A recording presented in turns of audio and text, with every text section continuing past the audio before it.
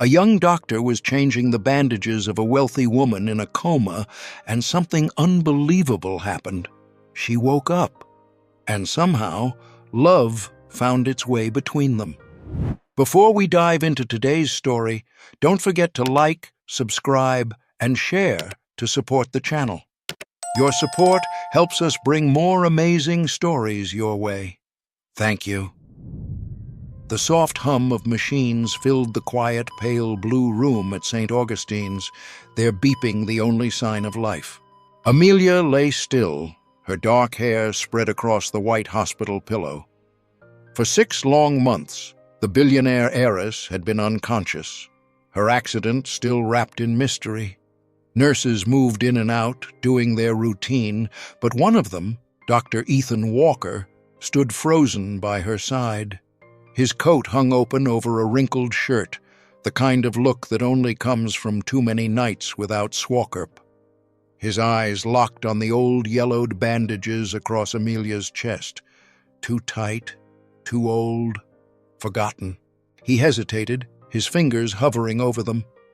That's when Susan, the head nurse, spoke sharply. "Dr. Walker, don't!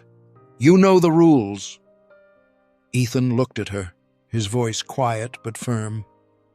"She's been lying here for half a year, wrapped up like this. It's hard for her to breathe. I'm not thinking about rules. I'm thinking about her."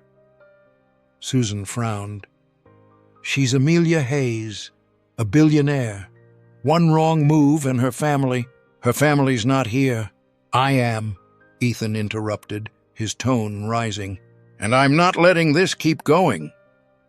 Before she could stop him, he grabbed sterile scissors and gently cut away the old bandages.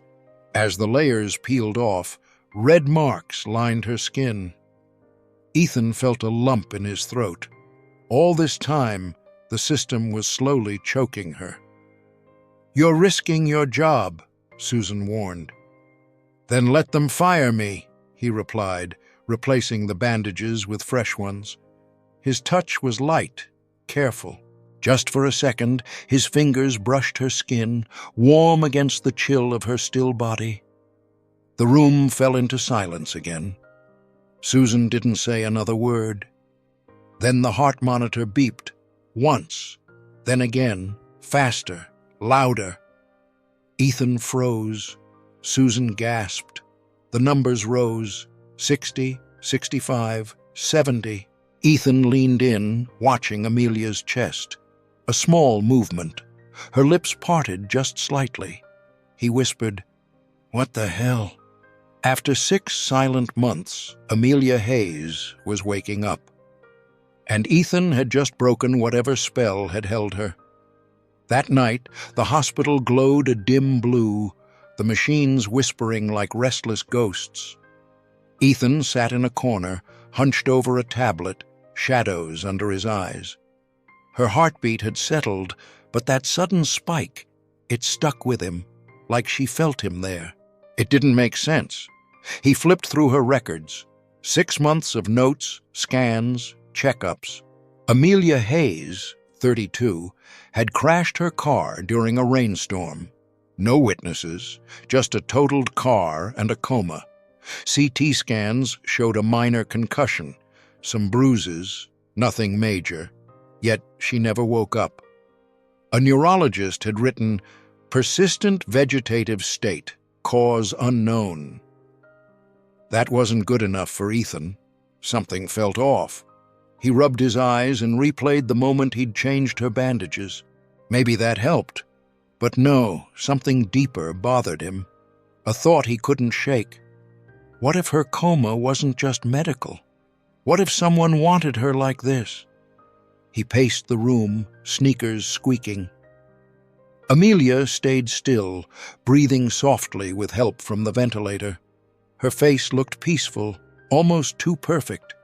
She was a giant in the tech world. She had enemies, and anyone who stood to gain from her silence. Could someone have drugged her? Kept her under? He rushed to the supply room, heart pounding. The door creaked. Shelves stacked with the usual, saline, pain meds, gauze. But then, Behind some supplies, he spotted it. A small vial, half filled with clear liquid. No label. His gut twisted. He slipped it into his pocket and hurried back to his office. Picking up his phone, he dialed Jake, a friend who worked in the lab. "Ethan? It's 2 in the morning," Jake groaned. "Do me a favor, quiet one. Analyze something for me." "Tomorrow," Ethan agreed. 2 days later, they met at a beat-up coffee shop. Ethan handed over the vial. Jake gave it a swirl. "No label? Where'd you get this?" "Just test it," Ethan said. When Jake called back, Ethan was in the cafeteria, a coffee cooling in his hand. "It's a low-dose anesthetic," Jake said. "Keeps someone sedated, but not unconscious. What's going on?" Ethan's heart dropped. Everything was about to change. "Thanks, Jake." Ethan ended the call, thoughts racing. The sedative was subtle, just right for keeping someone down without raising suspicion. Someone had done this, maybe family, maybe a rival, but now he had a lead.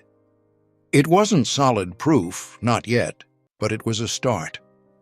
Later that night, the ICU glowed in its usual bluish hue. Amelia lay still, her face pale and unreadable. Ethan sat by her side, feeling the weight of the vial in his pocket. He leaned in, his voice low and steady. "I don't know if you can hear me," he whispered, "but I swear I'll find out what happened to you." His tone was full of quiet determination. He didn't know the who or the why, but he was all in. The steady rhythm of her heart monitor beat in his ears, that strange spike from before echoing like a warning. Rain slammed against the hospital windows, drowning out the soft hum of machines. Lightning cut through the night, shadows dancing across the room. Ethan sat with a clipboard in his lap, eyes heavy from 16 hours on shift, but he couldn't swalker. Not while Amelia was still like this. Her chart sat open, numbers, test results, nothing new. His eyes drifted from the paperwork to her face. She looked peaceful, too peaceful. Her chest rose and fell with the ventilator's quiet hiss. 6 months of this. He got up, stretched, and grabbed his stethoscope. Routine vitals check, same as always. He crossed the room, checked her pulse, 62, oxygen stable, everything normal. He gently adjusted her blanket. Then lightning lit up the room again, and he saw it. Her eyelids twitched. He froze. A flicker. Maybe just his imagination? He leaned in, waited. Nothing. He sighed. Wishful thinking. But just as he straightened, her eyelashes moved again. Then slowly, her eyes opened. Dark, unfocused, but alive. His heart leapt. The stethoscope slipped from his hands and hit the floor. "Amelia," he breathed. She looked straight at him, dazed but aware. With trembling hands, he grabbed a penlight and checked her pupils. They reacted. Slowly, but they did. He tapped her knee. Her leg twitched. She was awake. After half a year in a coma, she was really back. He almost said something, but stopped, overwhelmed. He started pacing, then came back to her side. Her eyes followed him, confused but present. She couldn't talk. The tube in her throat made sure of that, but her expression said everything. Fear, relief, maybe even trust. He laughed softly, not out of humor, but awe. This is a miracle." His thoughts spiraled. Was it the fresh bandages? The removal of the sedative? A fluke? Didn't matter. She was here now. Then reality hit. If someone had drugged her and they found out she was awake, he had to protect her. Susan couldn't know. No one could, not yet. He pulled his chair close, leaned in so she could see him clearly. "Hey," he said gently, calming himself. "You're safe. I'm Dr. Ethan Walker. Can you understand me?" One blink. "Yes." He smiled. "Okay, don't move too much. You've been out for a while?" She blinked again, slow, steady. He moistened her lips with a swab, saw her eyes soften in thanks. He propped her pillows up a bit, hands still buzzing from adrenaline. "I've been here," he said, settling into his chair. "I've got a few stories for you." And he talked about the storm outside, his spilled coffee earlier, the stray dog in the parking lot. Simple, human things. Her eyes stayed on him. He taught her to blink once for yes, twice for no, 2 for pain, 1 for tired. A fragile rhythm formed between them. As thunder rolled across the sky, Ethan kept rambling. Med school stories, his stubborn streak, the time he messed up a stitch on a dummy. Then her lips twitched, almost a smile. She understood. He reached for her hand, resting his fingers on hers. "You're strong," he said quietly. "We'll get through this." Her fingers curled slightly around his, a tiny, shaky grip, but powerful, a sign of trust. His chest tightened. He sat there, holding her hand while the storm raged on. The world had shifted. She was awake, and so was he. By midday, the hospital was buzzing. Trays clanged, phones rang, voices layered over one another. But Ethan didn't notice. He walked quickly down the corridor toward the admin wing, a folder tucked under his arm. The last week had been a blur. Swalker-plus nights, digging through records, trying to piece together the truth behind Amelia's coma. Her waking up had only pushed him harder. And now, everything pointed to one person, Jackson Hayes.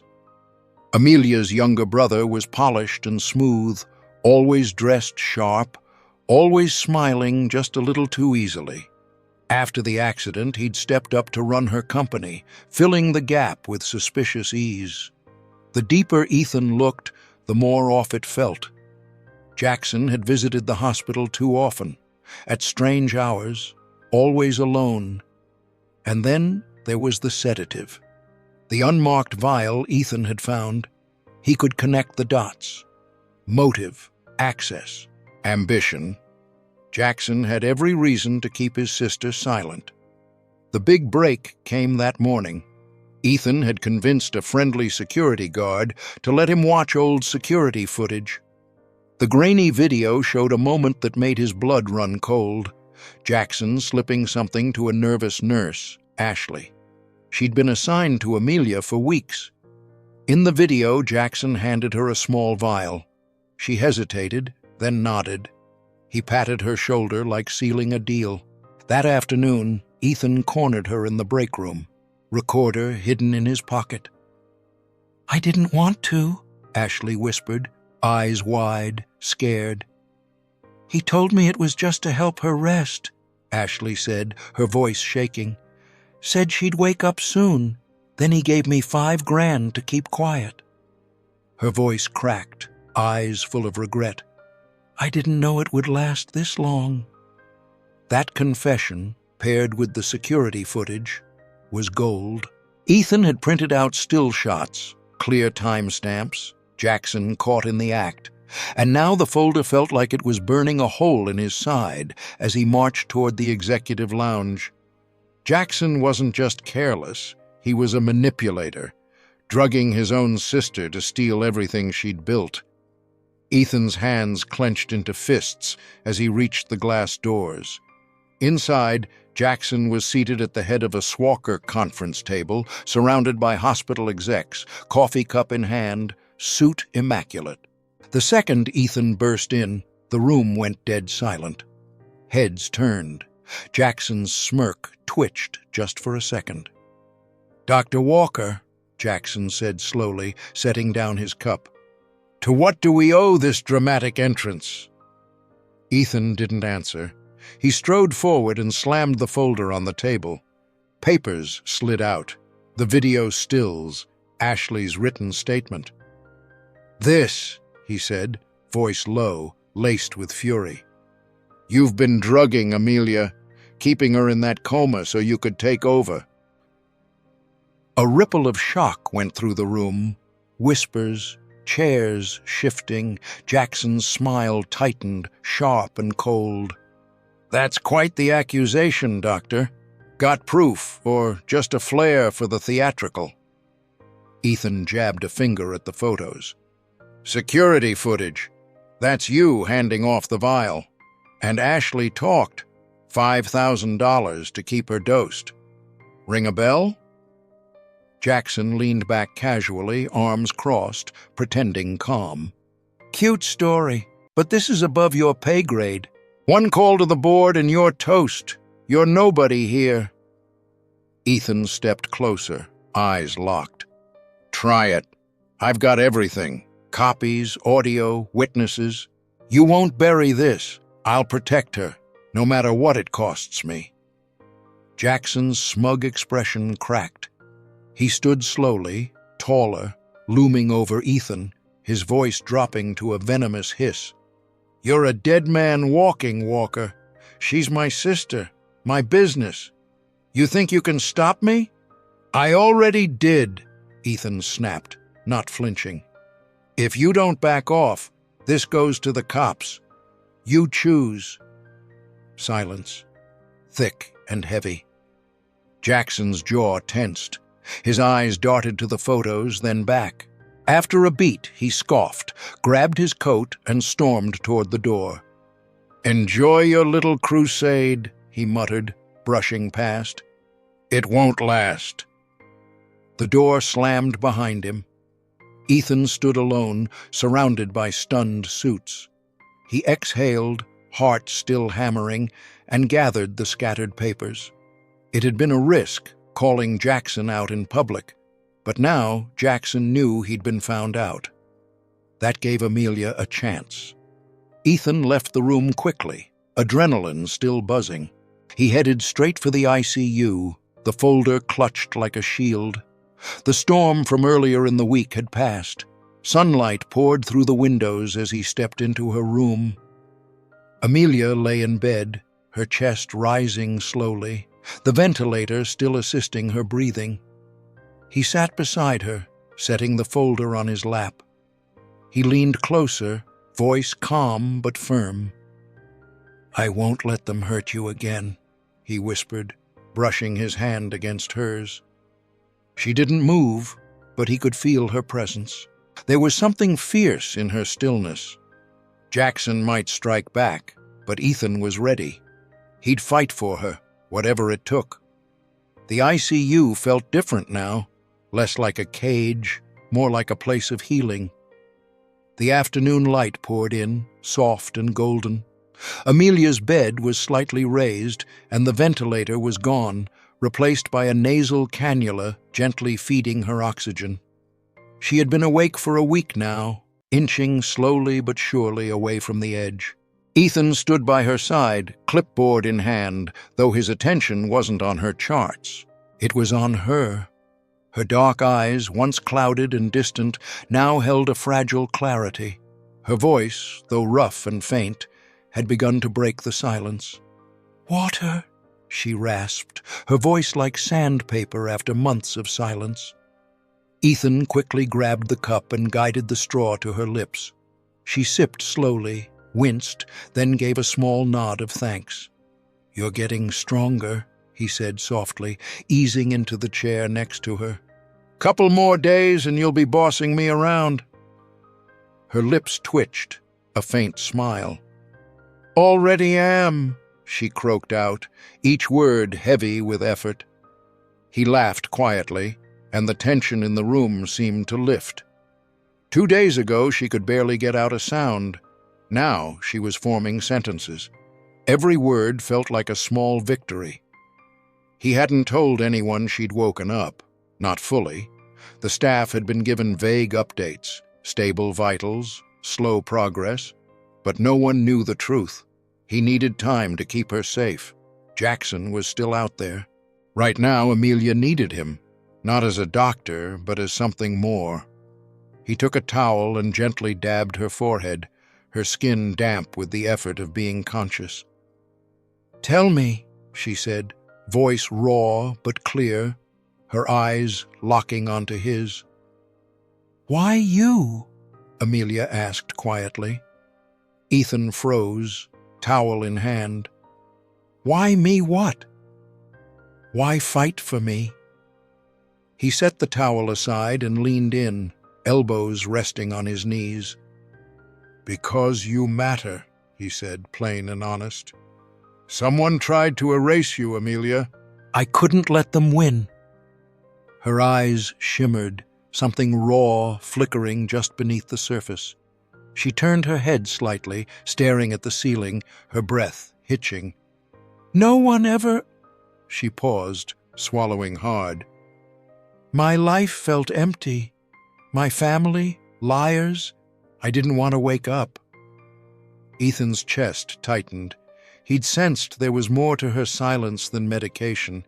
She hadn't just been drugged. She'd given up. "What changed?" he asked gently. Her gaze found his again, soft but piercing. "You—" That single word hit him like a wave, unfiltered, unafraid. He held her stare, feeling the weight of it settle deep in his bones. He'd been her anchor. Now she was reaching back, and he couldn't look away. The days began to blur into a quiet rhythm. Amelia's recovery was slow and grueling, but she pushed through it with a quiet fierceness. Ethan was always there, guiding her as she took her first shaky steps with the help of parallel bars, his steady hands ready to catch her each time her knees gave out. "One more step," he'd whisper. "You've got this." She'd grit her teeth, sweat dripping down her temples, and push forward. And every time she made it, no matter how small the progress, he beamed like she'd climbed Everest. At night, he stayed after hours. The nurses stopped asking why. They left them alone. Sometimes he'd bring cards or a book, but most nights they just talked. He shared stories about his childhood in Queens, about med school, the time he wrecked his bike into a dumpster and laughed until he couldn't breathe. Her laugh was raspy at first, then stronger with each night. And slowly, she started opening up too. "My dad ran everything," she told him one night. "Mom died when I was a kid. Jackson, he was always jealous. I built the company from nothing. No one noticed, no one cared." Ethan leaned in, his hand close to hers on the blanket. "I care," he said quietly but firmly. "You're not alone anymore." Her eyes softened. A tear slipped down her cheek. She wiped it quickly, embarrassed, but Ethan caught her hand, holding it gently until she stopped trembling. Their conversations grew deeper, like threads weaving between them. Her strength, his persistence, the unspoken bond that kept growing stronger. Sometimes he'd catch her watching him when she thought he wasn't looking, and his pulse would speed up, confused and certain all at once. One evening, the room glowed with the warm light of sunset. The city's distant hum seeped through the window. Ethan sat cross-legged on the chair, telling her about his disaster of a dinner during med school. She let out a real laugh, full and throaty, and he grinned like a kid hearing music for the first time. She shifted to get comfortable, wincing slightly, and he moved to help, fluffing her pillows with the same care he always showed. "You're good at this," she murmured, voice quiet but clear. "At what? Making a mess in the kitchen?" he teased. "No," she said, pausing to look directly at him. "At making me feel alive." He froze, hands still on the pillow. The air between them thickened, something unspoken rising to the surface.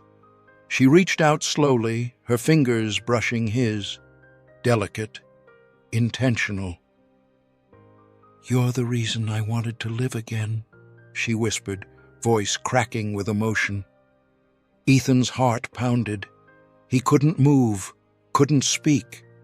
Her words had stripped him bare. He felt it, the pull he'd ignored, the ache that had been building. He didn't pull away. Instead, he slid his hand over hers, intertwining their fingers. His thumb traced slow circles across her knuckles. "Amelia," he started, but nothing else came. She leaned forward, just a little, and he met her halfway. Careful of her healing body, he wrapped his arms around her, holding her tight but tender. She melted into him, her head on his shoulder, her breath warm against his skin. He buried his face in her hair, the scent of hospital soap mixed with something that was uniquely her.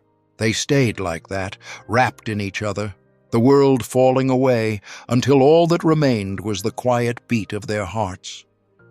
They weren't doctor and patient anymore, not protector and protected. They were them, and whatever this was, it was real. 3 weeks later, flashes from cameras lit up the steps of the courthouse like a blinding storm. Amelia Hayes descended with slow but steady steps, a cane in hand. She was thinner, paler, still healing, but her eyes burned with a fire that refused to die. Ethan walked beside her, matching her stride, a manila folder tucked under his arm. Inside it was the truth, now in the hands of their lawyer, Rachel Kim. Today was the day Jackson would face the consequences, brick by brick, lie by lie. Inside, the courtroom buzzed with quiet tension. Gleaming wood panels, polished shoes, whispered strategy. Amelia sat straight and focused at the plaintiff's table, her black suit sharp, her gaze locked on her brother across the aisle. Jackson lounged in his chair, smug and composed, with his high-priced lawyer beside him. Ethan took the seat directly behind Amelia, hands clasped tight, every muscle wound like a spring. Rachel rose to her feet, her voice slicing through the courtroom with calm precision. She laid out the case: attempted murder, fraud, a scheme to steal everything Amelia had built. On the screen behind her, the grainy footage played, Jackson handing off the vial to Ashley, his face unmistakable even in shadows. Then came the audio, Ashley's voice, shaking but clear, admitting the truth. Jackson's smug expression faltered, his lawyer scrambling to interrupt, but the damage was done. The judge, a sharp-eyed woman with silver hair, leaned forward with a furrowed brow, watching closely. Then Rachel called Amelia to the stand. The room quieted as Amelia stood, steadying herself with her cane. Every tap echoed as she made her way forward. Her voice, though rough, carried the weight of everything she'd endured: 6 months stolen, her brother's betrayal, and the drugs that held her captive. The room was silent, every ear hanging on her words. Ethan, sitting behind her, felt pride rise in his chest. When she finished, Jackson's lawyer tried to spin it. Stress, confusion, misunderstanding, but the judge wasn't having it. Her gavel came down hard.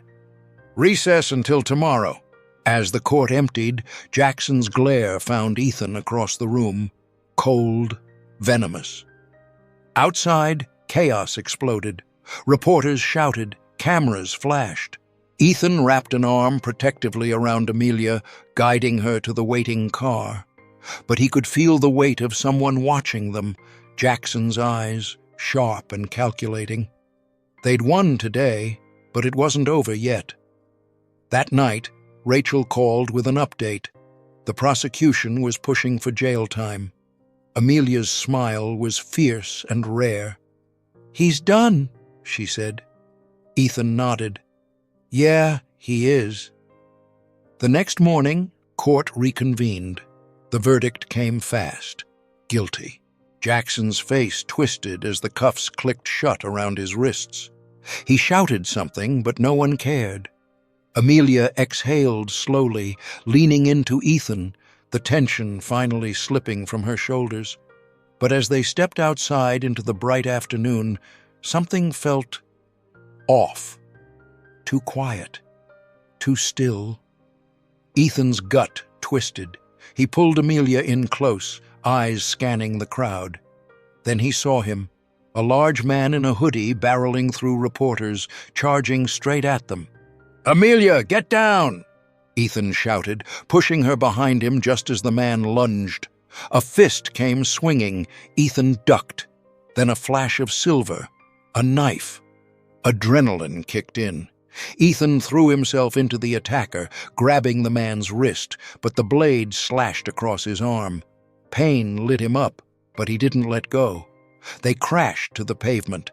Ethan pinned him down until security flooded in, dragging the guy off. "Ethan!" Amelia's scream pierced the noise. She dropped beside him, eyes wide, hands pressing her scarf against his B.O. Walkerding arm. "I'm fine," he lied, forcing a crooked smile. "Just a scratch." But she wasn't listening, panic in her eyes, her hands shaking as she tried to stop the B.O. Walkerding. The crowd parted. Paramedics arrived. In the ambulance, Amelia clutched his hand and refused to leave his side. By nightfall, the story was everywhere. National news. Amelia sat in a studio, the cane beside her chair, calm and composed as she faced the cameras. "My brother tried to have me killed," she said, eyes steady. "He drugged me, stole my company, sent someone after me today. But I survived because of one man, Dr. Ethan Walker. He saved my life, and now I'm taking it back." The anchor sat stunned. Amelia didn't flinch. She told the whole truth, her recovery, Jackson's betrayal, Ethan's bravery. By morning, her board reinstated her as CEO. Public support came pouring in. That night, Ethan lay in a hospital bed, arm wrapped in fresh bandages. The ache was constant but dull. The room was quiet. The door creaked. Amelia stepped in, no longer in her power suit, but in a cozy sweater, hair down around her shoulders. She held a tray, water, a cloth, a small first aid kit. "Your turn," she said softly, setting it down beside him. Ethan raised an eyebrow. "I'm the patient now?" "Exactly." She pulled up a chair, dipped the cloth in water, and gently wiped the sweat from his forehead. Her touch was careful, like every movement mattered. "You scared me today," she whispered, her eyes glassy. "I thought I was going to lose you." He reached for her hand, pressing it against his cheek. "You won't," he said, voice thick. "I'd take 100 hits for you." She leaned in, forehead against his, breath warm on his skin. For a moment, the hospital disappeared. Just the two of them, her tending to him now, him holding her close. The roles reversed, but the bond between them stronger than ever. 3 months later, the penthouse shimmered under soft evening light. Floor-to-ceiling windows framed Manhattan's skyline like a painting of 1,000 tiny stars.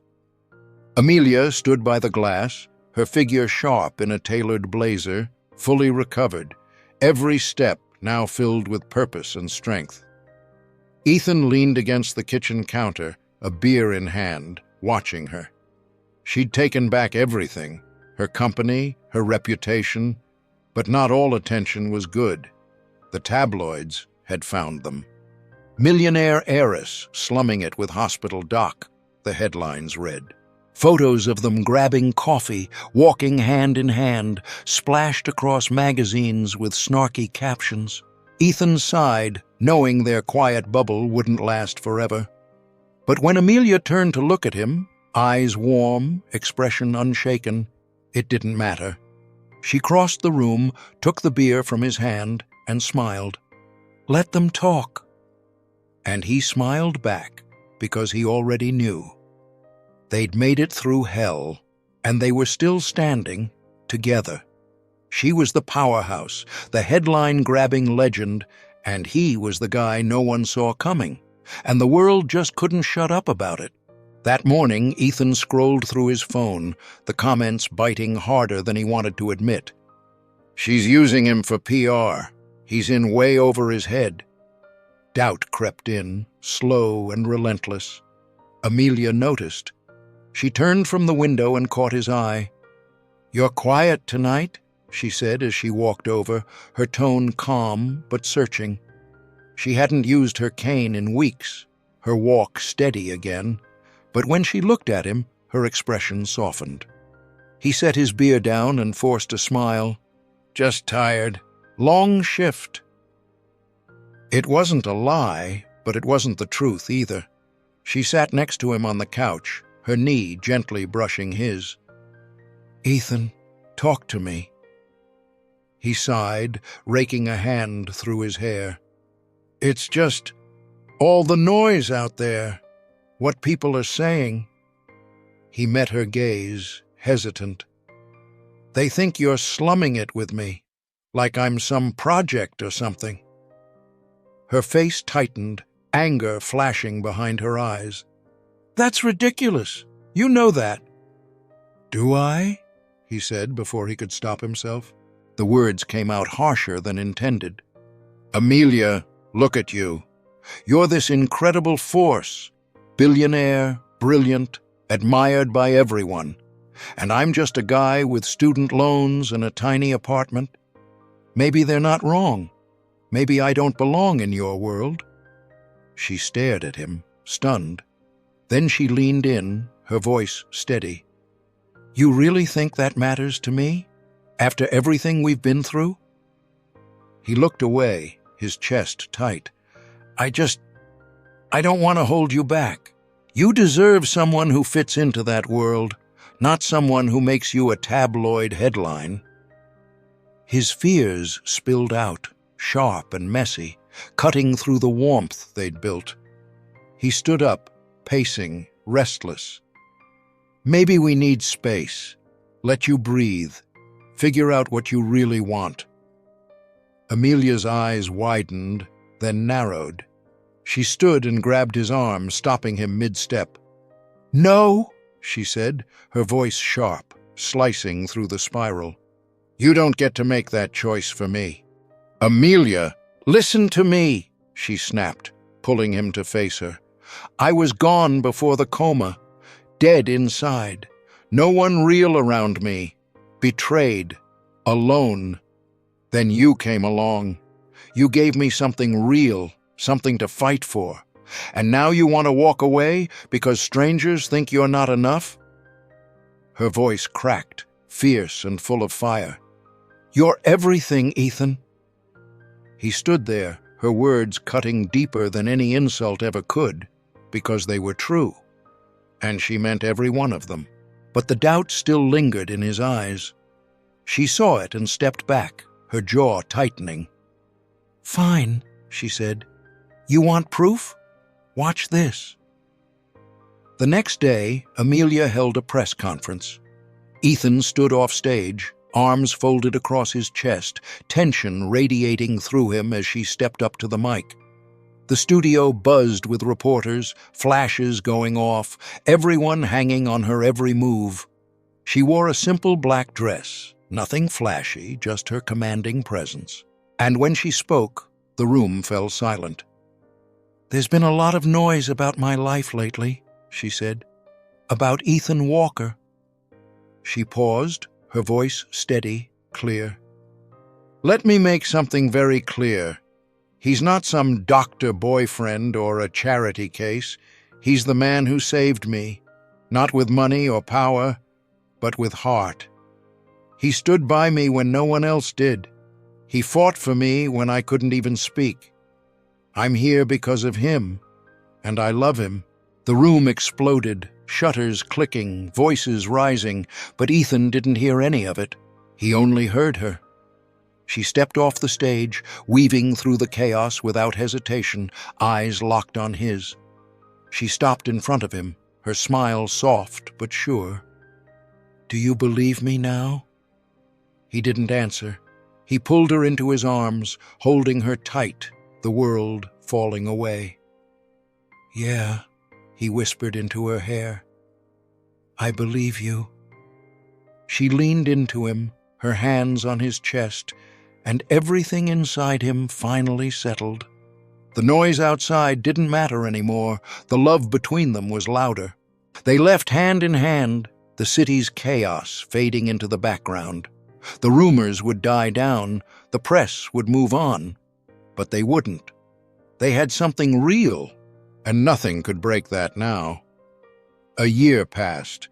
The air smelled like spring, fresh earth and blooming trees, as Ethan stood beneath a wooden arch in a quiet Brooklyn park.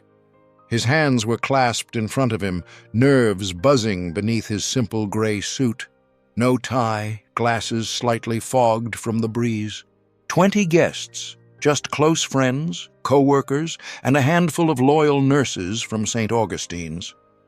And then Amelia appeared, walking through a path of wildflowers. Her white dress was soft, flowing, nothing showy. Her smile lit up her entire face. She was 33 now, hair down, eyes glowing. Not the Empire heiress, just a woman in love. Ethan couldn't take his eyes off her. The ceremony was short, heartfelt. No cameras, no press, just wind in the trees and the quiet rhythm of two hearts finding their home. They exchanged their vows. Ethan's voice shook as he promised to stand by her through chaos and calm, through every silence and storm. Amelia's voice was strong as she vowed to build not a life of riches, but a life of them. When they kissed, the guests clapped, quiet and warm. It wasn't a show. It was a beginning, hard-earned, beautifully real. After everything, they didn't hop on a jet to some extravagant honeymoon. Amelia had something else in mind. 2 weeks later, she sat in her penthouse office, calmly signing documents that would shift the course of her life. Most of her fortune, billions, was redirected toward causes she cared about: education, healthcare, shelters for women. The tabloids called her reckless. She called it freedom. She kept just enough to live without worry, but the empire that had once boxed her in was no longer a burden. Ethan stood beside her, one hand resting on her shoulder, pride swelling in his chest as he watched her sign the last form. "You sure about this?" he asked, a small grin tugging at his lips.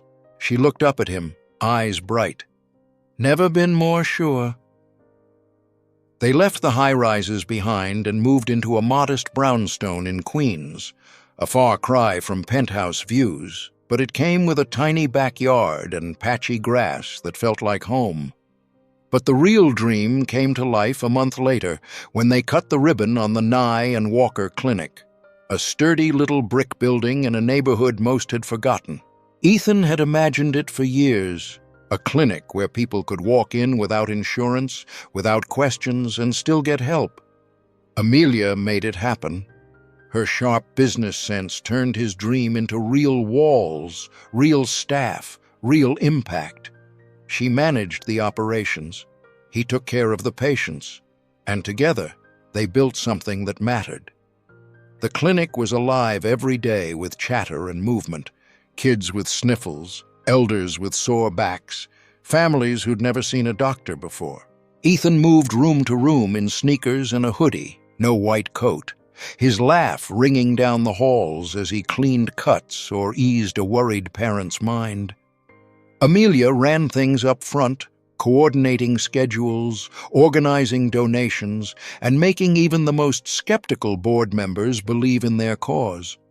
Her boardroom grit had transformed into something warmer, fierce, but full of heart. They worked late most nights, elbow to elbow, splitting takeout between charts and bills. Their rhythm was easy, a quiet harmony built over long days and shared goals. One evening, as summer melted into early fall, they stepped out onto the porch at the end of a long day.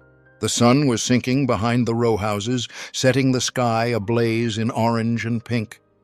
The sidewalk outside was cracked and uneven, but in that moment, it felt perfect. Ethan leaned against the railing, a coffee cooling in his hand, his arm brushing Amelia's. She stood beside him, her hair catching the fading light, a soft scarf draped around her neck. The city hummed in the background, cars, voices, the usual buzz, but here it was still. "Worth it?" he asked, voice quiet. She turned toward him, meeting his eyes. "Every second." She reached for his hand, their fingers intertwining, her smooth skin brushing the rough edges of his. "We made this," she said softly, "together." He squeezed her hand, a slow smile breaking through. "Yeah, we did." They stood there, side by side, watching the last light of the day stretch across their street. Behind them, the clinic wasn't just a building, it was their promise made real, a reminder of what they'd survived. No coma, no betrayal, no gossip had broken them. They'd stripped away the noise, the wealth, the expectations. What remained was real, solid, theirs. The horizon looked endless, wide open. As the sky darkened, Ethan pulled her close. Her head rested gently against his chest. Love had carried them this far, through fire, through doubt, and it would carry them forward, steady and strong. The sun dipped below the skyline, leaving behind a soft glow on the Nye and Walker Clinic's porch, where Ethan and Amelia stood hand in hand. What they'd built wasn't just a space for healing, it was a heartbeat, a living proof that love, in its quiet strength, could conquer even the loudest chaos. From that stormy night in the ICU to this golden evening, their journey had been stitched together by courage, trust, and a bond that couldn't be broken. As stars began to appear overhead, they turned back inside, ready to face whatever tomorrow brought, together. Their love, steady as ever, shining like a light that refused to dim. If Ethan and Amelia's story touched something in you, how a young doctor's courage sparked a miracle, how a woman rediscovered her soul through his care, then stick around for more stories like this. Subscribe to Soul-Stirring Stories, where every tale pulls at your heart and reminds you just how extraordinary love and hope can be. Hit that subscribe button now.